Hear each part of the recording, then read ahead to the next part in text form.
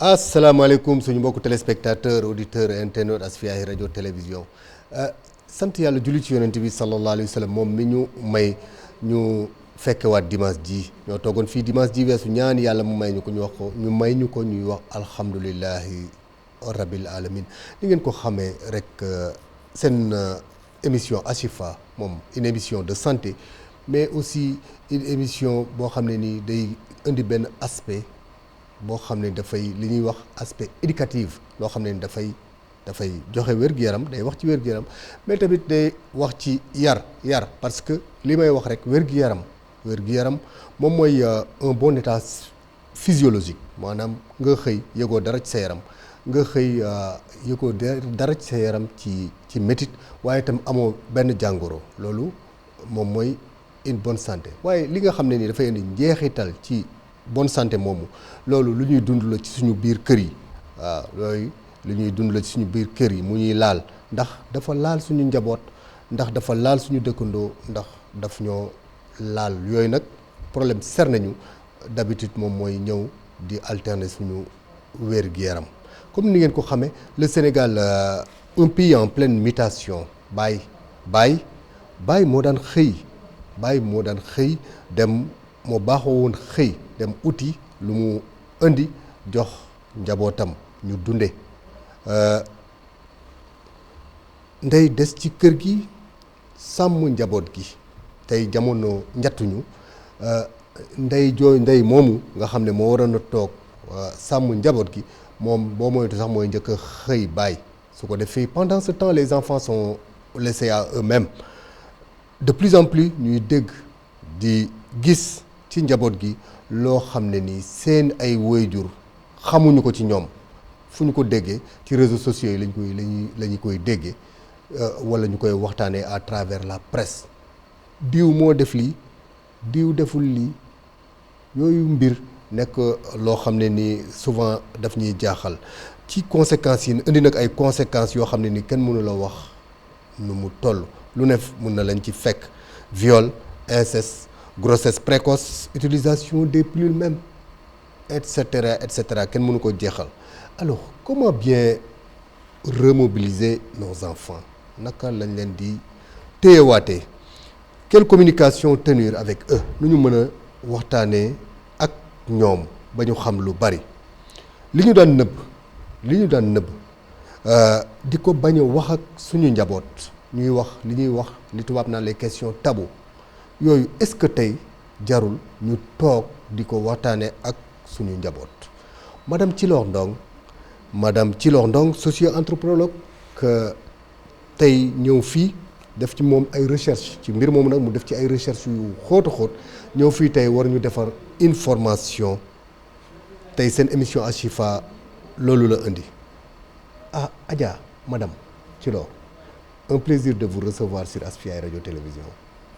El Badou merci le plaisir est partagé vraiment mbégte laa fi ñëwee tey pour vraiment mën a participer ci émission bii nag tey pour waxtaanee fait de société yi am ci Sénégal. alors à travers la fiche de présentation maa ngi gis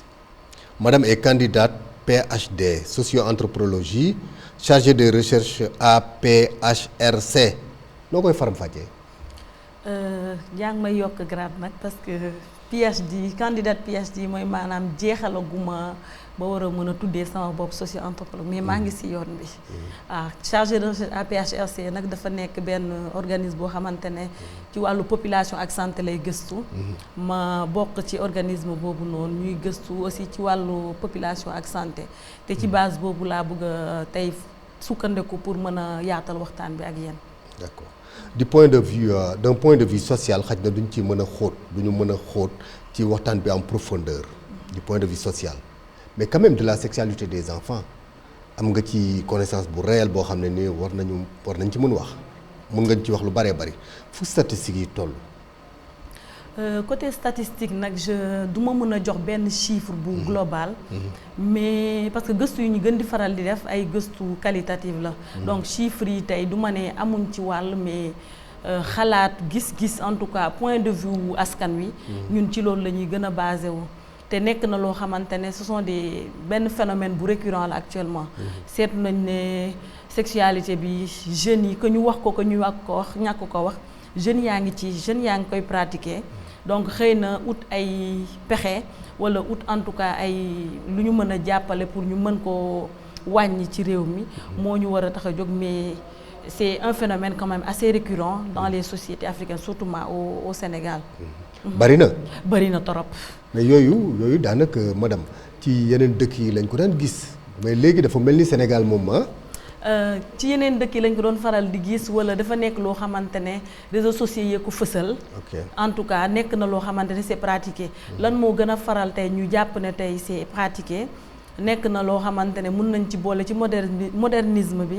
imitation bi ñuy topp réewu tugal li ñuy def ainsi de suite en tout cas mun nañ ne média bi aussi participer na ci parce que xale yi tey dañuy seetaan télé yi dañuy seetaan mooy novelas yi ñuy seetaan ak effectivement dañuy seetaan réseaux sociaux yi en tout cas internet baa ngi fi pour vraiment wane lu bari loo xamante ne tey àgguñu fa woon wala gëstuwuñu ko woon en tout cas ci biir société sénégalaise bi. boo déggee un tellement déçu diw bett na ma boo ko déggee rek dafa fekk ne diw moomu xamoo ko woon parce que ki nga xam du la bett actuellement ak ni xale yi ni xale yi mel ñu koy gis à travers la presse est-ce que seeni waajur xam nañ leen. xam nga tey xam nit tey mënuma ne mën nga xam nit ba mu jeexal ko donc am na ñoo xamante ne tey xëy na du ñu fësal seeni ay jëfin. am na ñoo xamante ne tey xëy na ñu ngi làqatu am na ñoo xamante ne tey aussi xëy na rus nañu def yenn seen kanamu waajur loolu lay indi mbetteel bi am ba tey waajur yi tey du ñu xam exactement seeni ay doom ñan lañ donc nekk na loo xamante ne aussi tey waajur bi tey comme ni nga ko introduire rek boo xëyee tey yow papa nga dem uti yaay nga xëy dem uti tey bàyyi nga xale yi ak koo xamante ne jànq la wala jerbaat en tout cas les enfants xale yi doon nañ nekk ñoom kase alors que éducation bi c'était encadré donc yooyu yëpp day faral di indi tey mbetteel boobu waajur yi di am parce que da ngay nekk ak sa doom jox ko téléphone un exemple rek jox ko téléphone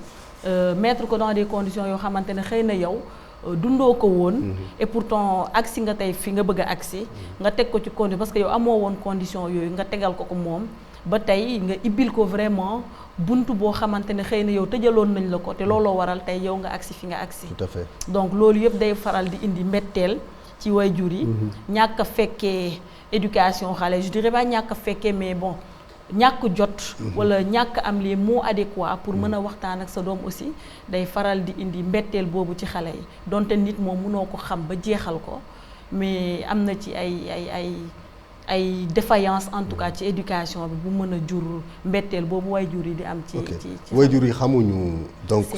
seeni doom waaye itam xamuñu kon li ñuy nekkee ça y va de pair boo xamul xale bi moom tey mënoo xam tey ci xale bi ci lan lay yëngu wala doon dina nekk loo xamante ne dina la won benn face boo xamante ne moom xëy na face boobu la bëgg nga gis ci moom mais li ci biir yow doo ko mën a xam et ce sont des jeunes yoo xamante ne tey le plus souvent comme ni ma ko waxee sànq ci réseaux sociaux la ñuy faral di nekk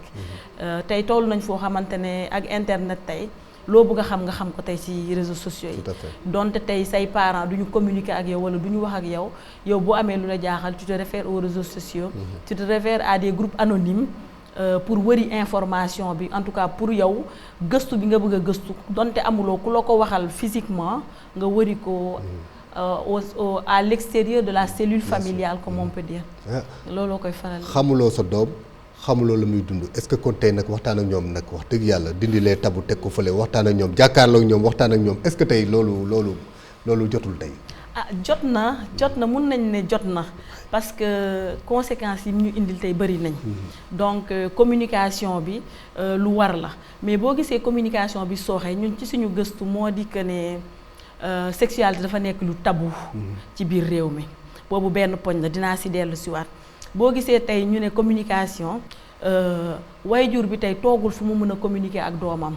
ndax mu ngi uti pour njaboot gi papa mu ngi uti yaay mu ngi uti donc kooku tey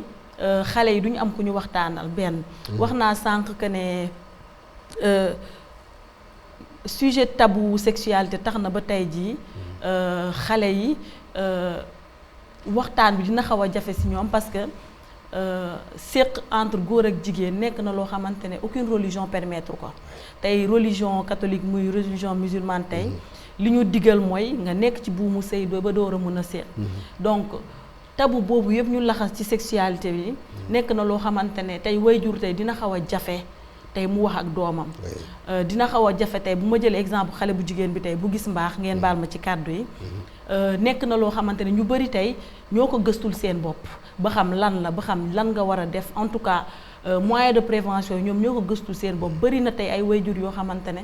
tooguñu tey ak seeni ay doomi jigéen ne leen lii ak lii ak lii la boo gisee mbaax nii ngay def wala boo gisee mbaax ñëwal si man wala en tout cas jege yaatoowuñu ak seeni doom jege bi waral ba tey xale bi am fitu wala am sañ-sañu ñëw toog yaay man de lii papa man de lii da ngay gis ay waajur yoo xamante ne tey dañuy nekk ay waajur yoo xamante ne comment je peux dire dañuy xaw a oui mais est-ce que waajur bi ci boppam xam na les mots yi mu war a utiliser bu nekkee ni doomam gis na baax tey c'est l'occasion tey ki doomam gis mbaax ñëw waxu ko yow loo pour yow naka la ko war a wax naka la war a doom bi waajur bi nan la war a wax ak moom en fait il y a un préalable avant tey ji période boobu noonu tey war nga ibbil sa kanam sa doom ba tey mu mën la approcher mën la wax lépp lu dal lépp lu ko dal wala lépp lu ko jaaxal en tout cas mu am fitu ñëw tey dox ak yow wax ak yow kooku tey loolu musul am yaa ngi dund normalement jekki-jekki gis nga sa kanam mi ngi nàcc mi ngi génn deret tiit nga yaay booy man kat am na luy génn fekk yaay ma waxoon na ko préparé na ko ne ko boo amee xam naa ci kanam tuuti di nga gis deret dina ñëw ci sa kanam bu boobaa boo ko defee rek ñëwal nga gis si ma loolu waxante nañ ko ba pare léegi xale bi deret bi génn na ci kanamam ñëw naa yaay booy li nga ma waxoon de ñëw na loo may wax effectivement lu ma lay wax xëy na tey avant loolu dinaa la doon wax que ne boo ko gisee yaa ça et ça wala ma jege la jege goo xamante ne tey war naa la mun a wax sama ay prévention fi ma koy def ba tey parce que mun na la dal yow doom fekk sa yaay nekk ko fi mu dem marché wala mu génn tout à fait boobaa di nga am problème tey pour mën koo prévenir par contre ci waxtaan ba en amont ba mu koy expliquer ne que di nga toog tey diir lii ak lii dina am waroon na ko mun a jox prévention yooyu nga xamante ne tey ji bu la dalee defal nii ak nii ak nii ak nii donc xale boobu tey doo soxla sax wax ak moom parce que bu ko dalee tu as préparé l'enfant ba mu mun a jëli loolu mais tey man yaay en tant que yaay bu ma munta wax tey ak sama doom ci loolu bàjjanam a ngi fi tantaam a ngi fi keneen ak keneen a ngi fi wala même le personnel sanitaire koo xamante ne xale bi tey jegewoo na ak moom man si j'ai pas les mots koo xamante ne xale bi jege na ak moom bu mu mën a dem seeti wala yow nga yebal ko yaay ci kooku pour kooku mën ko expliquer yow li nga xamante ne yow tëlee nga ko wala am nga ay jafe-jafe yow tey pour wax ko xale bu jigéen boobu et en quelque sorte ça pourrait régler en tout cas jafe-jafe boobu xale bu jigéen bi am par rapport à sexualité bi mais aussi par rapport à communication bi ñu wax tout à l'heure par rapport aux parents et aux enfants li koy gën di faral di sooxeel mooy l'avènement des téléphones da ngay nekk ci kër papa mu ngi sëgg ci téléphone yaay mu ngi sëgg ci téléphone doom ji mu ngi sëgg ci téléphone kooku amoo leen aucun moyen de communication bu mën a permettre tey waxtaan di am leneen ak leneen je dis pas que les téléphones c'est pas une bonne chose non encore une fois mais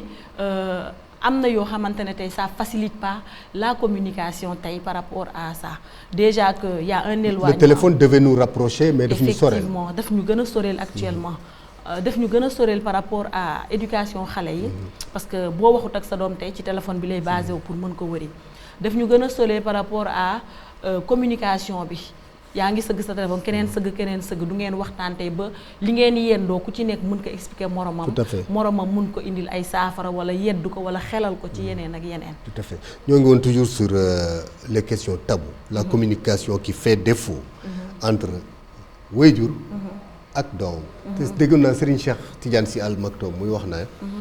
da nga war a nit dafa war a dund jamonoom est-ce que fi jamono toll nag wax dëgg yàlla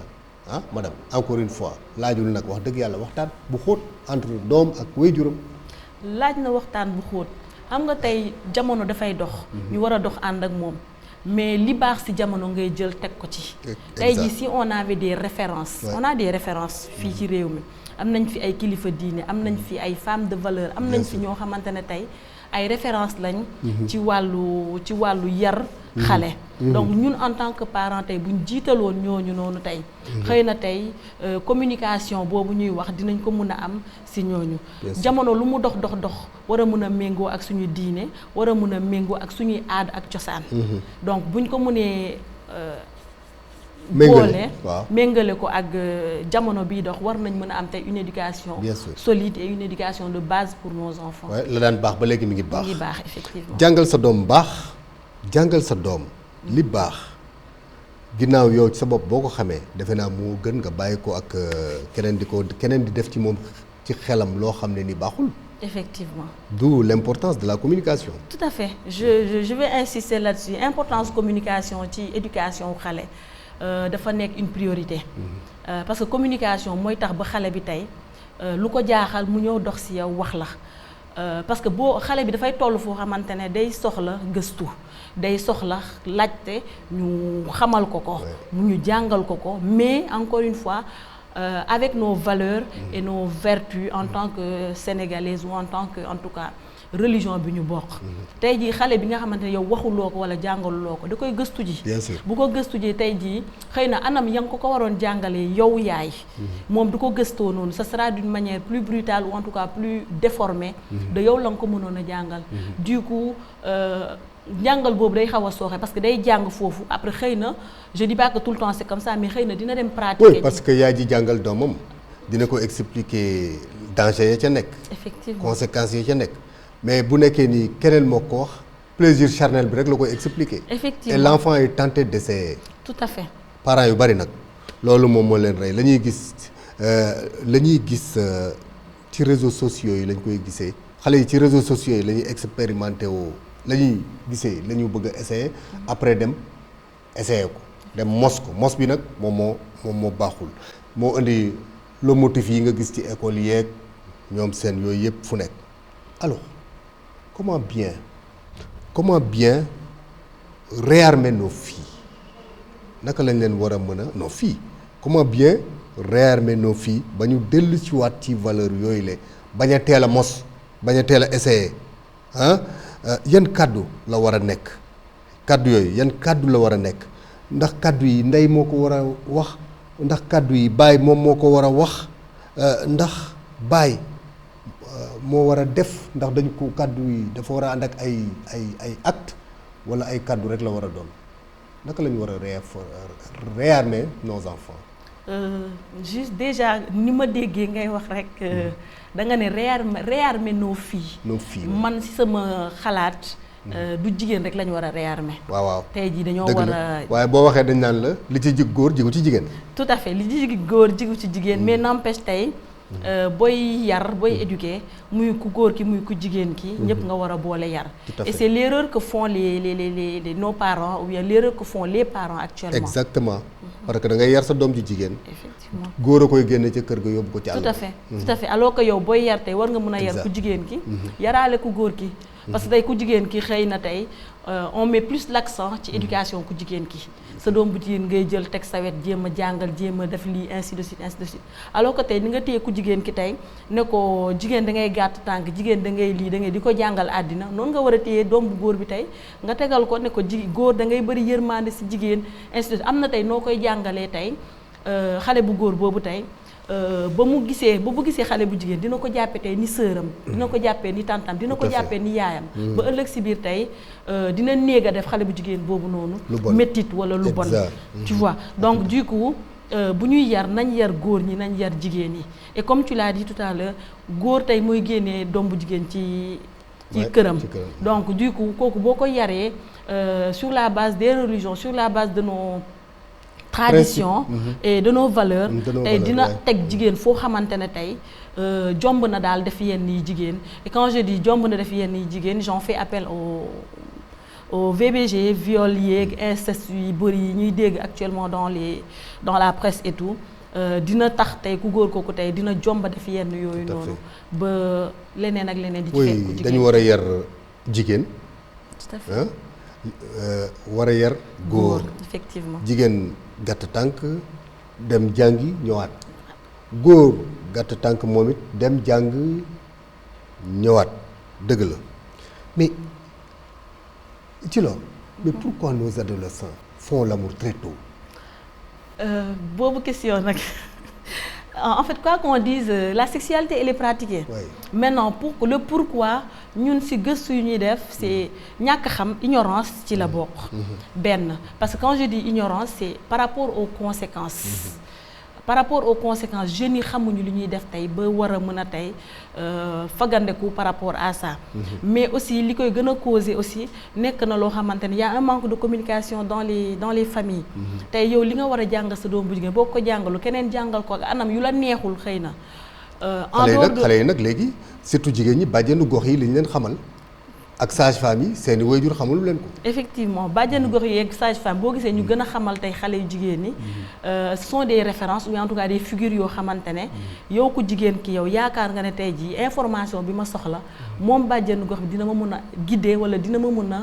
en tout cas gindi par rapport à information boobu ma soxla alors que yow say waajur tey wala en tout cas sa yaay du la ko mën a apporter wala yow yaakaar nga ne ci yaakaar aussi yaakaar nga ne sa yaay amul information boobu nga daal di ko uti ci sage-femme yi wala yu demee noonu donc du coup information yooyu ngay wëri moo tax ba tey ngay gën a faral di jege sage-femme bi gën a faral di jege bàjjenu gox bi au détriment de ki nga war a jege muy say waajur effectivement. lu tax xale yi di teel a séq. xale yi li tax ñuy teel a séq nag nekk na loo xamante comme j'ai dit un c'est par ignorance deux aussi c'est pour la découverte. des fois da ngay gis loo xamante ne tey ci réseaux sociaux yi encore une fois je dirais wala ci médias yi lu la jaaxal nga dem jéem ko gëstu wala en tout cas jéem ko essayer ji ba leneen rek leneen fekk la ci wala par mimétisme aussi da ngay imiter l'Occident ainsi de suite au moment où tey nous on a nos valeurs qui sont autres que la sexualité avant mariage Occident par exemple je dirais pas que fulla luñ ko mais en tout cas c'est pas des priorités par rapport à ñoom xëy na dépassé nañ stade boobu ñu toll au moment où ñun ñu ngi ci la sexualité elle se pratique après mariage donc représentation sociale sur les grossesses prémaritales yooyu aussi dina nekk li gën a tafaral li tax xale yu jigéen ñi di nëbb aussi si jamais mu dal leen ëmb yooyu te nëbb bi ñu koy def tey dina dem ba jural leen ay gàllankoor yu bari malheureusement est-ce que man je me pose la question est-ce que xale yi ñoom seen bopp xam nañ li ñuy def est-ce que xam nañ ko parce que pour pouvoir faire face aux conséquences il faut que nga xam li ngay def lan la. effectivement pour pouvoir faire face aux conséquences il faut nga xam li ngay def lan la mais malheureusement encore une fois j'insiste sur la communication entre parents et enfants. C'est fondamental. C'est fondamental. moom mooy casser le tabou sur la sexualité. C'est vrai que nos normes socio-culturelles ne nous permettent pas de discuter de la sexualité mais il le faut. Récemment jéemoon nañ fi dugal sexualité dans les écoles éducation sexuelle dans les écoles mais jusqu'à présent ça passait pas. Et pourtant au moment où les parents amatuñu jot pour yar xale yi wala amuñu les mots qu'il faut peut-être que école bi maître bi wala prof bi ñu jàngal tàggat ko ci loolu xëy na moom il trouvera les mots pour tàggat xale yi ci sexualité ba ñu mën a conscient ci conséquences su sexualité prémaritale di indi ak yeneen ba tey ñu mën a faire face vraiment aux conséquences wala mun ko bàyyi benn instant. C'est magnifique mais lu ci mënti nekk rek prof baak jàngalekatu alxuraan baak ñëpp ci bokk yam am na loo xam ne daal nit moo koy séq ak doomam directement. effectivement du dëgg moo gën a wóor. loolu dëgg la mais sexualité précoce boobu. sexualité précoce teel a sëy teel a xam góor bu dee jigéen la teel a xam jigéen bu dee góor la loolu yan conséquences la mën a indi def ko te jotagul. conséquences yi mu mën a indi wax nga ko sànq def ko te jotagul yaramu tey ku jigéen ki xëy na màggul wala mat bu mu mën a recevoir tey une grossesse wala yeneen demee donc organisme ku jigéen précoce grossesse précoce mu ngi ci. grossesse précoce mu ngi ci. Okay. Et quand on dit grossesse précoce mun nañ ko boole un peu ak grossesse non désirée. Parce que grossesse boo xamante teel na ñëw tey du loo sabablu wala en tout cas du loo njort wala loo préparé. Du coup boo ko préparé wul rek yow pare woo tey pour recevoir tey grossesse boobu noonu mun na la jural des trucs comme avortement wala infanticide parce que nekk na loo xamante yow bëgguloo ko wala pare woo ko tey nga koy nëbb wala di ko làq-làqal ba jéem ci def dara leneen ak leneen di la ci fekk bari na tey ay jigéen yoo xam ne ñu ngi ci kaso yi grossesse non désirée lañ tàmbalee woon di ko nëbb wala ragal ko wax en tout cas seeni waajur ragal boobu mu ngi ñëw di comme quoi que tey ji yow nëbb nga ne séq nga ak góor nëbb nga ko say waay à cause de la sexualité ëmb bu ci génnee ëmb boobu tamit da nga koy nëbb du coup ba keroog ngay def naka sudul noonu mujjee tey en prison wala même la mortalité maternelle bëri na fi yoo xamante ne looloo ko indi soit grossesse précoce wala nga jéem a tenter avortement leneen fekk la ci wala nga def infanticide di ko nëbb ba mu am ay complications ci wàllu biir bi ba leneen ak leneen fekk la ci en tout cas bëri na ay conséquences si par rapport aux grossesses précoces yooyu noonu. est-ce que teel a xam ci loolu est-ce que xale yi teel a découvrir bi ñu teel a découvrir le sexe la précocité des rapports sexuels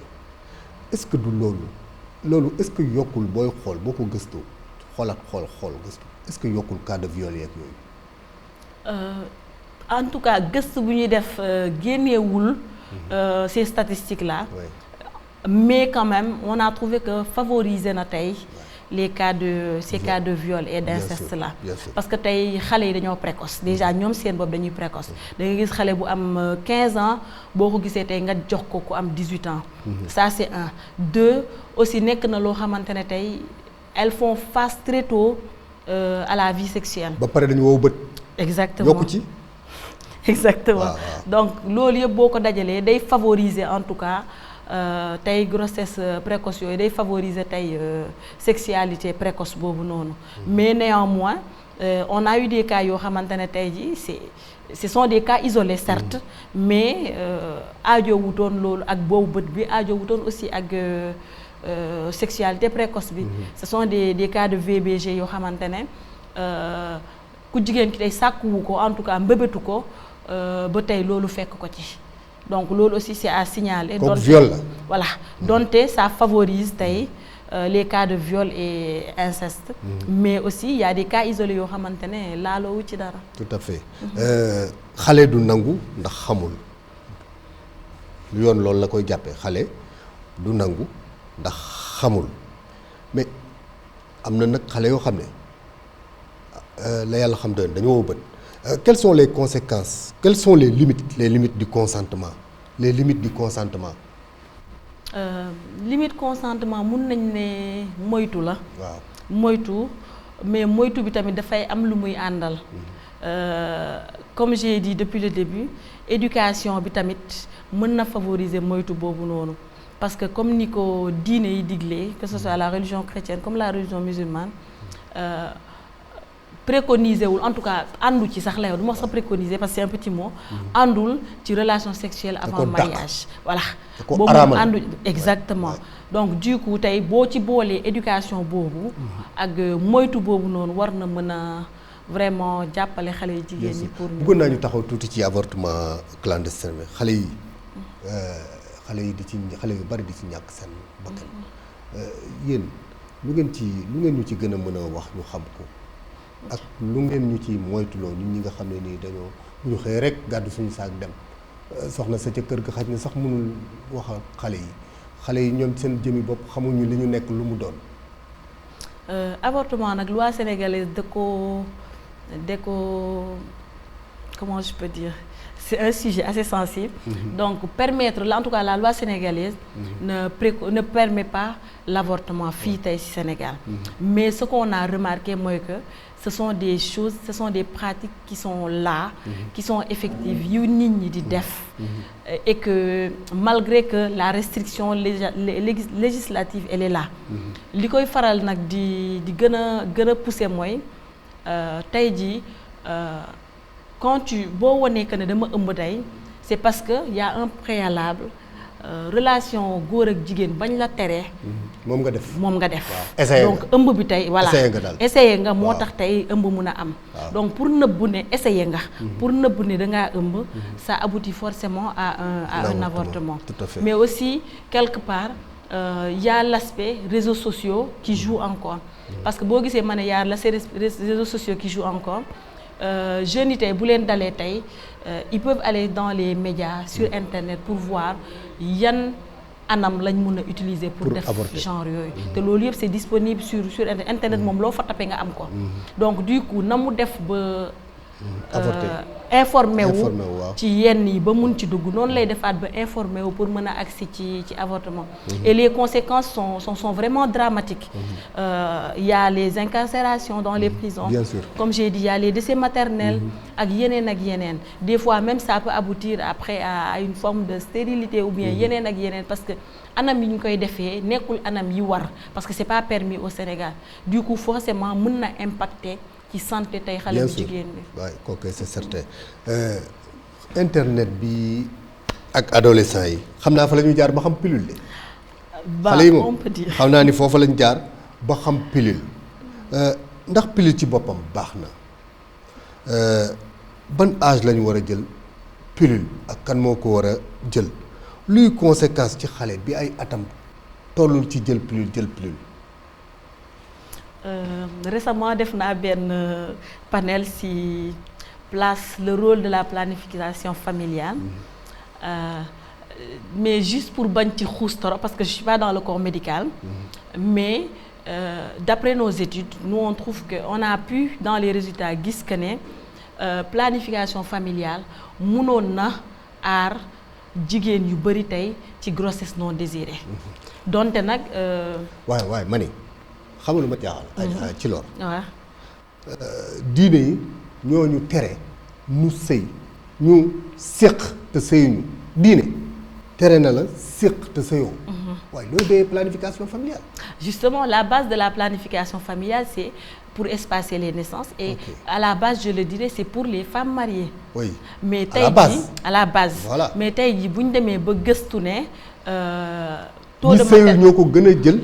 Effectivement ñoo koy gën a utiliser ñi sëy. ñoo koy gën a utiliser que ñi sëy. Ça c'est un. De deux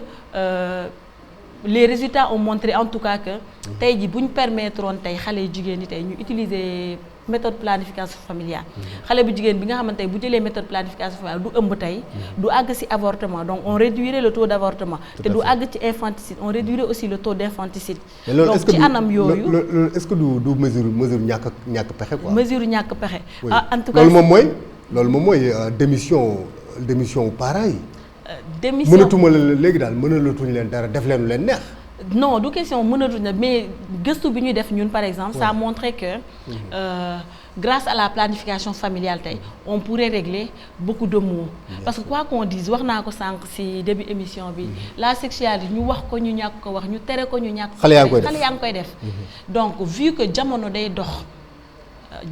dox ñu war a mën a dox ànd ak moom tout en restant dans les principes en tout cas religieuses ou en tout cas les valeurs en tant que. loolu kay on n'est pas dans les principes religieuses la religion nous interdit de le faire. Tout à fait. Maintenant vraiment j'ai plus les mots. La religion l'interdit. nee na bu leen ko def bu ngeen ko deful bu ñu ko deful kay du ñu soxla pilule. maintenant puisque léegi nag ñoo ngi bëgg def recours à ces pilules oui parce que nee nañu ñu yëg ko xale yaa ngi koy def ñu yàgg ko yëg xale yaa ngi koy def mais est-ce que amuñu moyen yu ñu war a mën a xëcc dugal ci kilifa diine yi dugal ci ñu mel ni ñoom oustaz Pa Amadou Diouf ñu indi ci seen xam-xam ci naka la ñuy def pour xale yi ñu tere leen loolu waaye moo gën defe naa man nag wax dëgg yàlla ñu ne leen dem leen. Effectivement on a essayé cette méthode là. def nañ fi benn dialogue avec les religieux. Récemment et c'était pour voir la place du religieux dans cette structure là d'avortement, d'infanticide et en tout cas dans la santé sexuelle et reproductive. Donc li ñu ci jot a gëstu mooy que ils étaient prêts aujourd'hui à faire ci seen waaraate wala ci seeni en tout cas panel ak yeneen émissions yu ñuy def parler de ces conséquences là pour yee askan wi en tout cas sensibiliser ci seeni ay pouvoir mooy maanaam en tant que guide religieux en tant que oustaz en tant que imam ci waaraate ñu ñaax xale yu jigéen ñi ñaaxaale xale yu góor yi ci anam yooyu noonu donc jusqu'à présent on n'a pas encore fait une étude pour voir ndax ça a porté son impact mais en tout cas l'idée keroog bi ñu koy def dialogue boobu noonu c'était vraiment pour boole religieux yi dans cette boucle là ba ñu mën a sensibiliser jeunes yi par rapport pour wax ci sexualité précoce ak li ko wër li mu làmbool lépp il faut nécessairement le tampon religieux il faut nécessairement le tampon médical. Elbadou wax naa ko sànq. Éducation dafa nekk loo xamante ne ci nit. C'est une base. L'éducation et la communication. te booy éduquer nit tamit da nga koy éduquer ci ay références da nga koy éduquer ci ay exemples. Et on manque pas d'exemples au Sénégal bari nañ fi ay kilifa diine comme j'ai dit des femmes de valeur qui sont là qui peuvent être des références pour nos sociétés. Mais da nga ciy jël xale bu jigéen tey def na référence la première référence d'ailleurs devrait être ta propre mère. Parce que tey jii tey koo xamante ne tey moo la jur. C'est magnifique. koo xamante ne moo la jur tey moo la war a gën a mën a tey teg ci yoon. balaa ngaa mën a jël keneen ak keneen référence te boo jàllee ci yaay léegi y a d'autres références qu'on peut prendre ñoo xamante ne tey c'était des piliers des exemples ñu mën a topp ñun en tant que jigéen ñu mën a topp ci ñooñu roy ci ñooñu ba war a mën a éduquer tey suñu ay doom ci valeur u ñooñu mais tey da ngay gis ay xale yu jigéen seen référence ce sont des danseuses ce sont des en tout cas des personnes publiques ou en tout cas même des gens qui sont pas dans la sphère sénégalaise. Oui, je vais vous dire pourquoi. Les enfants, leurs mamans ne sont plus leurs références. Leur bu dee góor ñi tamit seen papa yi nekkatuñu seen référence. Vous savez pourquoi? ki nga xam ne ni da ngay roy ci moom li ngay roy ci moom day nekk lu baax. li nga bëgg liy jëriñ c'est-à-dire li ngay roy ci moom liy jëriñ société bi day nekk lu baax. mais bu nekkee ni yow xale bu jigéen bi dañ la bëgg a jàngal nga am pudeur dañ sopp ci yow nga am pudeur sa yaay di waaj a sangu ji def yaramu neen ci sa kanam. loolu yëpp ça joue. loolu yëpp les comportements des parents tamit. Effectivement donc le mal il est profond. du question jeunes yi kese mais tey jii je peux donner pas mal d'exemples. tey jii yow en tant que quand je parle d'émission des parents looloo koy indi. yow en tant que doom bu jigéen tey yow nga génn tey ñëw wàcceel ma ay bagages. xëyoo gontuloo man en tant que parent je l'accepte.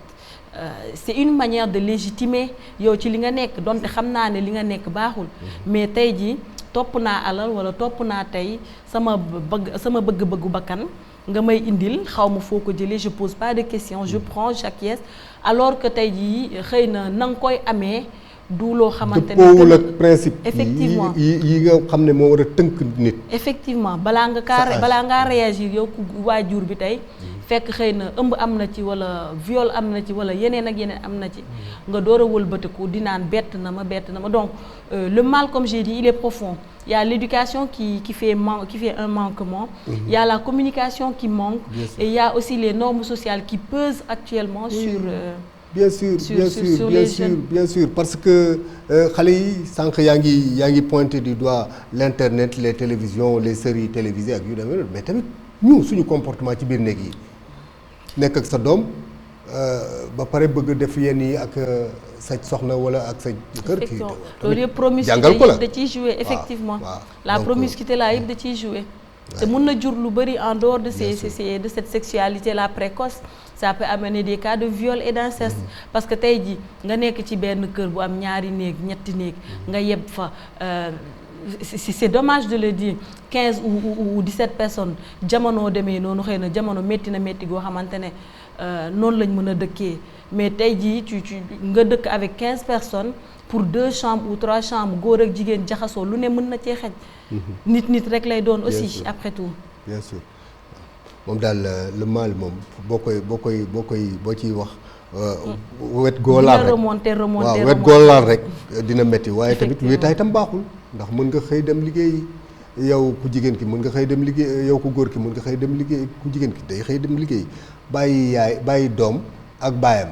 lu ne mën na caa xew di. tout à fait tout à fait bàyyi doom ak cousin lu ne mën na ci xew moom daal doy na waar yàlla ñu yàlla doolu sutura daal ñun daal mënu ñoo sàmm yàlla mën a sàmm yàlla ñu yàlla sàmmal doom ak yaay doom ak baay pour ñu mën a waxtaan bi jaar yoon il est impératif d'établir une relation de confiance. nu ñu mën a loolu naka lañ koy mën a tëggee cette relation de confiance. relation de confiance moom moi je me dis que ca njëlbeen ba la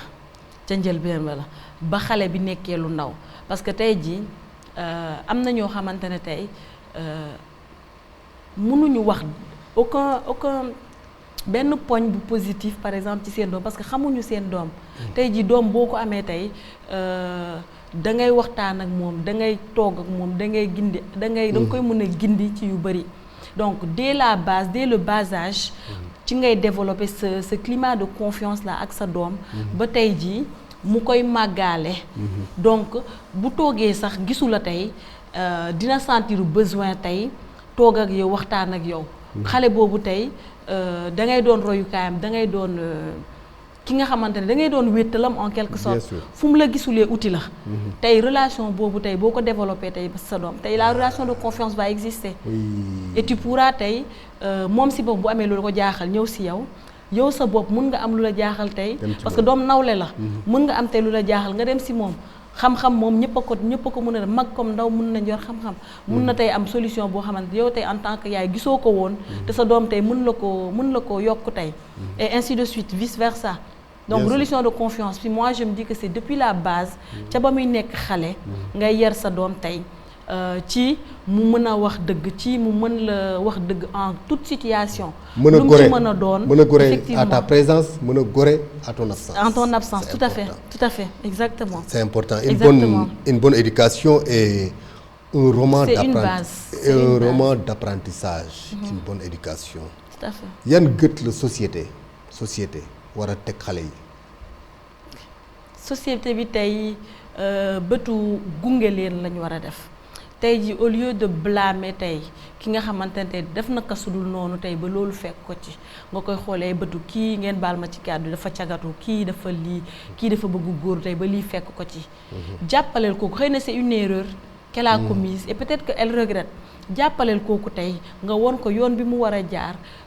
nga won ko tey ni que ne xëy na erreur nga def nii mais tu peux rattraper le coup ainsi de suite tey jii war nañ mën a gunge tey muy man muy yow muy keneen war nañ mën a gunge tey xale yi ndaw yooyu noonu tey ba tey li leen dal tey mën leen a wàcc. Je donnerai l'exemple des détenus par exemple da nga ciy gis ñoom dañuy génn kaso du ñu mën a dellu seen kër famille parce que famille bi beddi na leen alors que tey kaso diis goo xamante ne tey yow boo génnee wala boo fa nekkee soxla nga présence su famille bi ñu taxawu la soxla nga tey ña nga doon àndal tey war la mën a taxawu donc gunge boobu noonu moo war ci société bi bu ma nee gunge aussi nekk un suivi tey jii man mun naa ñëw tey dara dal ma ñëw tey ci pour waxtaan si ak yow bu ma la ko waxee rek yow doo ma gëm ce qui fait que je serai doublement victime. Je prends le cas des viols. Da ngay gis tey ku ñu violé mu ñëw au niveau de la police pour déposer plainte wala genre yooyu. Policier ba xool ko ba mu ne ko yow mag bu toll yow kan moo lay violé et pourtant ça peut être avéré que ce soit un cas de viol. Donc il y a cette prédisposition là l'importance de l'écoute. Exactement. Il y a cette prédisposition là que les gens ont, la société en tout cas a. ci déjà nit ki bu ñëwee di wax ak yow kooku tey boo waxee ak moom noonu tey mu dem ak naqaram elle est doublement victime non seulement def nañ ko li ñu koy def mu ñëw ci yow déglu woo ko il y aura pas un suivi après qui va venir il y a beaucoup de taxawaayu société bi daal en tout cas c'est un taxawaayu suivi la taxawaayu écoute taxawaayu accompagnement et un engagement aussi quand je dis engagement je veux parler de da ngay jàpp ma jàpp man kase mënuma doxal tey beaucoup de plaidoyer ou beaucoup de d'activités qui sont en train d'être faites à moi toute seule mënuma ko gérer donc il faudrait que man ma jàpp imam bi jàpp labbe bi jàpp bàjjenu gox bi jàpp ainsi de suite donc tous les maillons de la société dañ ci war a jàpp voilà dañ ci war a jàpp tey ba mun a yëkkati loolu ñu dóorandoo xàccandoo vraiment pour mën a c'est magnifique société bëgg-bëggam mën na nekk lu baax mën na nekk lu loo xam ne da koy arranger mais pour loolu am il faut que l'État ci boppam il faut ay leviers d'action yu dissuasifs yoo xam ne ni état moom moo koy teg loolu yooyu levier lan lay doon nga xam ne ni dina tax suñu doom yi ñu ci bari ci ñoom mucc. ok tey jii y a beaucoup de plaidoyer en tout cas beaucoup d'actions qui sont en train d'être mis mais côté santé de la reproduction bi ñu naan SR dafa xaw a délicat comme j'ai dit tout à l'heure la sexualité elle est taboue au Sénégal donc dina jafe tey ñu mën a dérouler ay plans d'action ñu mën a dérouler tey des activités pour vraiment yee xale yi jàppale ci voilà séq bi li ñu mën ci séq tey bu actuellement en teel tout cas ce qui est fait et ce qui va être continu qu'on va continuer de faire mooy sensibilisation maintenant bu ñu dépassé peut-être stade de sensibilisation bi d'autres actions pourront être menées mais vu le caractère tabou de la sexualité au Sénégal dañ ci war a il wax est nag plus ou effectivement dañ ci war a wax ne effectivement, baaxul il est dañ plus ci ou war a moins wax difficile. ne xale yi ñu ci bari ci ñoom mën nañu cee jóge jaasir ndax ki nga xam ne nii dafa teel a séq kooku mën naa am ay infection yoo xam ne ni mën nañu ko yóbbu fu ne effectivement séq bi baaxul kay Effectivement. waroo séq diina tere na la ko yow santé sa wér-gi-yaram buggul nga teel a séq mais loolu dañ ci war a wax xaalis bi ñuy jël def ko ci santé de la reproduction pour wax xale yi nañ ci bañ a séq nañ ko jox ñi nga xam ne ni mën nañ sensibiliser ñu ne xale yi yow kat boo séyagul bul séq bul essayer loolu defe naa moo gën madame. mais sensibilisation ñi ñaa ngi si Oui. c'est que société sénégalaise moo xaw a yéeme daal Oui. donc on a nos prédispositions am nañ suñu ay représentation sociale donc c'est un peu difficile de faire cette cassure là mais am naa mbébét ne dina ñëw ñu ngi ci sensibilisation bi mi ngi bëgg a yéex de depuis 20 ans ñoo ngi wax ci sensibilisation ñoo ngi wax ci dina ñëw c'est comme le cas de PEV bi vaccination bi actuellement on est arrivé à un stade de vaccination où vraiment Sénégal def na ci ay jéego yu bëree bëri mais pourtant avant demee wutoon noonu da ngay dugg ci kër bëgg a ñàkk ñu dàq la wala yu demee noonu donc les choses suivront leur cours ba keroog ñuy am li ñu bëgg ci santé sexuelle et reproductive. c'est magnifique madame luy sa kàddu gu mujj ginnaaw suñu jàkkaarloo bu am njëriñ bi nga xam ne nii day jiitu c'est-à-dire bii dafa jiitu yeneen yi war a ñëw ci yeneen yi mbir ci yeneen i mbir yoo xam ne nii parce que liñ fi indi tey benn bu nekk rek benn bu nekk sujet bu nekk rek c'est une émission sa kàddu muy mujj lan lay doon. Juste gërëm la déjà de sama présence tey ci émission bi parce que permettre na ma tey ma vraiment mun a wax ci yenn détails comme ci yenn sujet yi donte temps bi tënk nañu ci lu bari peut-être que comme ni nga ko waxee dinañ am yeneen occasion pour gën a yaatal waxtaan bi mais en tout cas juste ñaax xale yu jigéen ñi que tey jii xëy na say waajur tey taxawuñu tey pour mën la expliquer mais y a des assistantes sociales y a des bàjjenu gox yaa en tout cas xale bu jigéen bu ci nekk na xool koo xamante ne moom la gën a jegeel na xool koo xamante ne moom la gën a mën a waxtaanal tey pour vraiment casser cette rupture de tabou mën ci waxtaan ak un proche un parent léegi parents yi nga xam ne ñoom yare wuñ leen noonu ay kaw-kaw lañu rek ay kaw-kaw lañ compagnie sagar geek ñoom seen léegi ñooñu est-ce que mun nga leen waxtaanal ak seen njaboot. effectivement ñooñu xëy na tey liñ mën a def utiliser les radios communautaires pour mën leen a déjà ñaax ñoom en tant que parents ci conséquences yu yenn yi et en espérant aussi que des dialogues wala des communications avec les jeunes mun ñu permettre tey ñu mën a yaatal waxtaan boobu noonu parents yooyu noonu tey xëy na seen doom jàng na xëy na am na ku leen jege ku jàng ku leen mën a ñaax ci loolu c'est pourquoi j'ai dit tout à l'heure un engagement communautaire tey jii da ngay jàpp ma jàpp quelqu'un d'autre pourra les sensibiliser en tout cas sur les conséquences de ces tabous là autour de la sexualité au Sénégal ba tey ñu mën a tey casser tabou boobu ñoom à leur tour waxtaan ci ak seeni ay doom ak yeneen. madame ku la soxla woon yow ci parents yooyu fu muy jaar. comprendre ma tëral. parents yi bëgg tey nga waxtaanal leen ak seen njaboot. ku la ci soxla woon fu muy jaar. À travers les radios communautaires. à travers bàjjenu gox yi qui font un travail extraordinaire actuellement sur dans ci population yi. parce que ñoom ñooy sol seen dàll tey gis ne diw sàngam mi doomam kat nii la doxee wala nii la def wala nii la def ñu dem waxtaan ak xale bi wala waxtaan ak waajur bi tey génnee ci xale boobu noonu ci yooyu mu nekkoon wala ci en tout cas ba dévoiler loo xamante ne dal na xale bu jigéen ñi loo xamante ne xëy na seen parents sax xamu ko woon. donc à travers bàjjenu gox yi à travers les radios communautaires à travers les jeunes même parce que instant yi ñu ngi copter ay jeunes yoo xamante ne tey ils pourront parler aux jeunes parce que tey jii mënoo jël mag nga teg ko ci ay kanamu xale bëgg ñu wax ji du doon benn. da ngay jël jeune ak jeune nga boole ko ak moom. ñu jël adolescent ak adolescent voilà nga jël kilifa diine ak kilifa diine ñu mën a waxtaan seen biir. nga jël jigéen ñi ak jigéen nga boole ñu mën a waxtaani seen biir. aussi am na mbootaayu jigéen ñi aussi. actuellement gox boo dem am na ay mbootaayu jigéen. on peut faire une porte d'entrée avec ces mouvements de femmes là. parce que quoi qu'on dise jigéen yee yor kër yi. donc ñoom ñooy xam. lu néew mais est-ce que bu néew ci xale yu jigéen ñoom ñoo la ko mën a informer ko tàggool juste di remercier El Badou di remercier sama jëkkër xam naa sûrement il va suivre l'émission et mes parents il est en train de suivre je ferai de sorte qu'il le suive en tout cas baax na en tout cas merci beaucoup pour invitation bi El Badou waaw suñu mbokku téléspectateur auditeur internaute dégg ngeen waxtaan bi fi mu génn léegi daal boo koy xool daal mooy jot na sëkk pour ñun ñu jël suñuy responsabilité di waxtaan ak xale yi doom kaay yow boo tollee ci at sàngam wala boo ko jegee mën na am looy gis muy première règle boo ko gisee rek ku mel ni man ku góor waaw góor bu lay romb rek àdduna mën naa tukki waxtaan ak moom am na yenn xeetu waxtaan yoo xam boo ko waxtaan dina xam ne dafa am fu muy yem ak góor buñ la yónnee boutique ba ku la woo bul ñëw bul dem boo demee jàngi ku la wax ay yu ñàkk fayda yooyu sa moroom lay doon wala ku mu mënti doon mag yu saada xiina yooyu yu ñàkk fayda yooyu lànkal sëy te tolloo ca bu ko nekkee ni say at tollu ca boo sëyee mën na la indil ay conséquences yu néfastes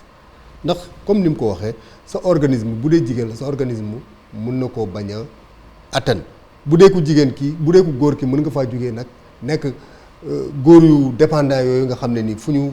rombe jigéen rek la yàlla xam doy na teel a sëy te jotul bon baaxul suñu mbokku téléspectateurs yi auditeurs yi internautes yi lii laa leen indiloon ci dimanche ji di leen fàttali et c'est important parce que maa ngi koy wax rek ni semaine bi on a tellement vu de morts subites on en a tellement vu parce que simplement nit ñi dañoo mënul woor actuellement booy xool ñi mënul woor